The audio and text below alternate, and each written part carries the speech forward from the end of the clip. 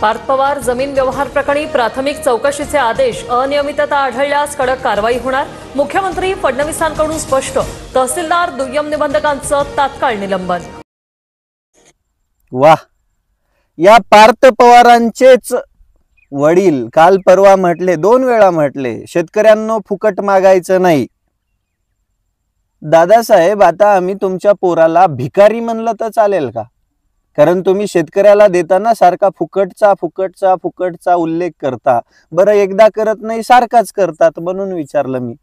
कारण तुमच्या कार्ट्याने 1800 कोटी रुपयाची जमीन 300 कोटी रुपयामध्ये खरेदी केली आणि स्टॅम्प ड्यूटी म्हणून किती पैसे भरलेत माहिती आहे साहेब? 500 रुपये। आणि हा घोटाळा पुढे आल्यानंतर मुख्यमंत्री साहेबांनी तहसीलदाराचं निलंबन केलं, दुय्यम निबंधकाचं निलंबन केलं आणि परत आदेश दिले 6 कोटी रुपये स्टॅम्प ड्यूटी भरण्याचे।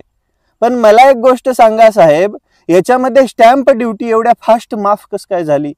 अहो, तुमच्या कार्यालयांमध्ये एक फाईल पुढे सरायला महिना जातो। तहसीलदार आणि दुय्यम निबंधकाचं तुम्ही निलंबन केलं, पण या कंपन्यांवरती आणि या व्यवहारामध्ये असणाऱ्या माणसांवरती काय कारवाई केली तुम्ही एवढ्या तात्काळ? अनियमितता असेल तर आम्ही चौकशी करणार। मुळातच वतनाची जमीन खरेदी विक्री करण्याचा कोणाला अधिकार आहे? सरकारची आधी परवानगी घ्यावी लागते तशी। शेतकऱ्याला सारखं म्हणता फुकट मिळणार नाही, फुकट मिळणार नाही, आणि तुम्हीच एवढे भिकारी असाल आम्हाला असं वाटलं नव्हतं। करोडो रुपयांच्या बंगल्यांमध्ये राहता, तुमच्या नावावरती एवढ्या मोठ्या प्रॉपर्ट्यात एवढी सगळी माया जमवून तुम्ही ठेवली, तरी बी तुम्हाला अजून जमिनी कमीच पडायला लागला का? तुम्हाला का भस्म्या झालाय का? की तुम्हाला समजत नाहीये बाबा हा जनतेचा पैसा आहे, हे जनतेचं सगळं काही आहे, किती लुटावं? का तुम्ही सत्तेत असं आहेत म्हणून काहीही करणार का?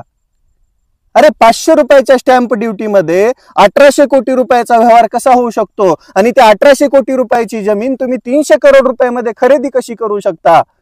बरं, तुम्ही काय म्हणतात ना, तुमचे सुपुत्र तुमच्या जीवावर तर हे करत नाहीत का? तुम्ही राज्याचे उपमुख्यमंत्री आहेत म्हणून 2 दिवसामध्ये सगळ्या फायली कशा फिरू शकतात?